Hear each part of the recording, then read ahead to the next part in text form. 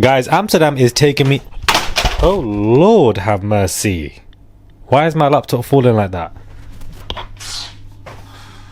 Anyways, per my point that I'm about to make, Amsterdam is taking me out. It's taking my laptop out. It's taking me out, guys. Amsterdam is just... You end up doing the most, really and truly. And I've come back and it's like 6 a.m. and I'm filming this video for you guys. And...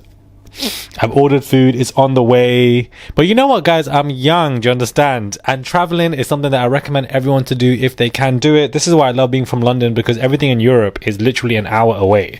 It's an hour flight to anywhere, mainly in Europe, and it's just, you know, I just live for that. So please travel as much as you can, and I'd love to travel, guys. I just have people always say, Murad, why are you always traveling? I'm just one of those people that has always a knack for wanting to be in a different country, different city. I just love it. Amsterdam has taken me and my friends out. We are just doing the most right now. Like, if you haven't come to Amsterdam, I would recommend it. It's always a fun trip to come to Amsterdam. When I came to Amsterdam last time, I had a very bad experience with weed, so I'm never doing weed ever again. Don't ask me why I did not do a joint. Somebody asked me to do a bong. Don't ask me why I did that bong for my first ever experience with weed. It was the dumbest thing I've done. I took a whole... And I was gone for the whole day. For the whole day, I was gone. The next day, I was gone. Even for a week afterwards, I ended up becoming anxious. Then for a month afterwards, I was anxious about flying. Then I started meditating in the shower to relieve myself. How I got from the bong to the meditation in the shower, I will never understand. Do you understand? I don't know why I did that. So after that, guys, you should have seen me on that bong. I'm never touching weed ever again. For those of you that smoke weed, I love that for you. But for me, I'm good. Catch me at the hookah bar. That's all I need to be at. Anyways, somebody want to tell me why Shakari was arrested at the airport, guys. Shakari Richardson was arrested for allegedly assaulting her boyfriend, fellow athlete Christian Coleman. The Team USA Olympic sprinter was taken into custody, on Sunday at SeaTac Airport in Washington State after a TSA agent reported a woman assaulting a man whilst leaving the security checkpoint, an incident report obtained by TMZ. Shakari does not need this, guys. She does not need this. She obviously started her career in a great position, then had a few hiccups and bad press, but then of course got back to where she needed to be. So this arrest report, hopefully it just all gets figured out, because she shouldn't be assaulting her boyfriend if that's basically what has happened. I'm pretty sure there's more to the story of that conversation, but it definitely is very concerning.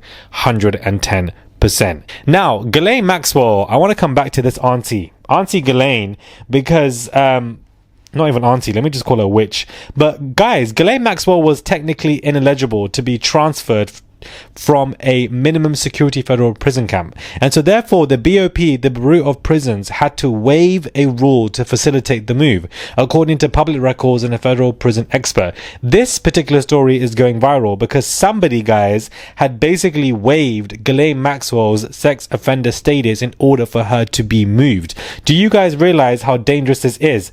I can't help but wonder whether this part of a deal is struck between Maxwell and somebody in exchange for testimony, because I don't understand this wave of transfer.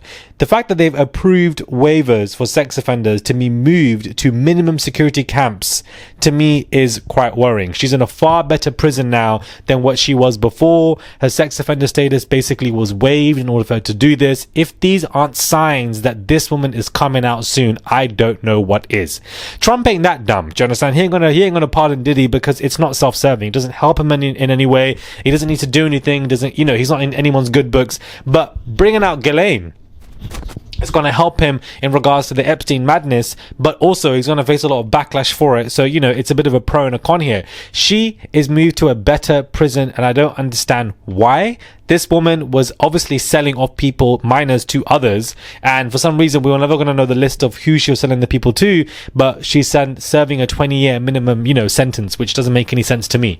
Why her sex offender status was waived, who waived that, and who decided for her to be moved into this better prison, I don't understand. And then last time I checked, she was having this whole 9-hour meeting with the, Deputy Department of Justice. So I just don't understand what this all is signs for. Does this mean she's going to be, Virginia Giuffre's family were pleading Trump yesterday in the press to not release this woman. The fact that Virginia has disappeared off this earth, is now suddenly unalived, and we can't all see her or know about her anymore because of what had happened to her, is so strange. And I feel like everybody has glossed over Virginia and what happened to her, and it's all connected with not only Diddy, but with what Epstein has done and what is happening to Ghislaine right now.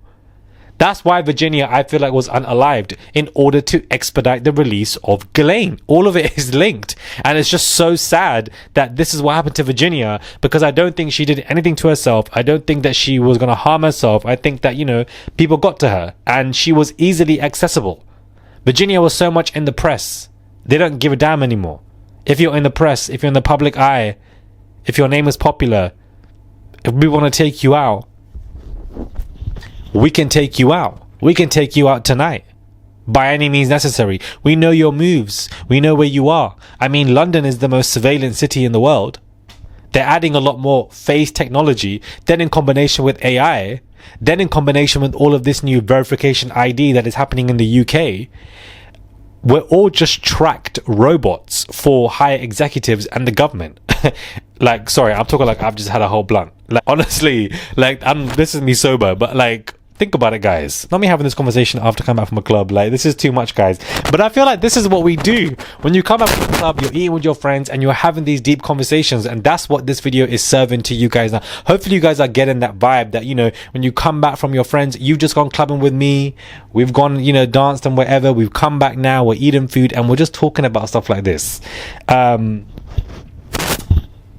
Child, I just feel like I'm just really annoying people. But anyways, next conversation I want to get into is Mark Agnifilo, who is speaking up for Diddy via Page 6, saying that he spends a lot of time thinking Diddy, and that so many people say the worst thing I could do is spend too much time with myself. That's what jail is. The defense lawyer says that Diddy is finding it difficult now, and sometimes that unfortunately is going to be necessary.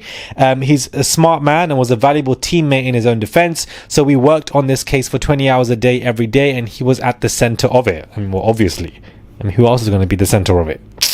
He's been doing a lot of writing. He writes essays, some of which I think are beautiful and poignant and thoughtful. He's trying to pass the time productively. Unlike other prison facilities, there are no programs at the MDC, so these men and women have nothing but time on their hands. The attorney claimed that it's all about the Benjamin's rapper has also been an asset to his fellow inmates by starting programs for those in jail with him as well. So he's not dealing well right now, and he's in a difficult position, and I feel like this is because of the bail denials. It's frustrating the hell out of him. He's so close now to get out of jail. Rico's been acquitted. Why can't I now get in that position? Why can't I now be released? That's what this man is asking for. Get me out of here. And so he's getting so close to that, but it's not happened now. As I said in my last video, this is not over until this man is sentenced, and until this man is given a 3 to 4, 5, however many years, then all of this can be wrapped up. Up until then, litigation is still going on back and forth. So much has been happening, so much is being reviewed. Prosecution just released stuff. There was a bail application, packaging, etc. October 3rd is the sentencing. There's going to be a lot more litigation before that. A lot more civil lawsuits are going to come through anyways. None of this is over yet, guys. So please don't lose your interest in this. Maintain that interest, because this is not going to finish until the sentencing is done. Subscribe, comment down below, give this video a thumbs up. I would appreciate it. It's just one click to subscribe, and I'll catch you guys soon for another video.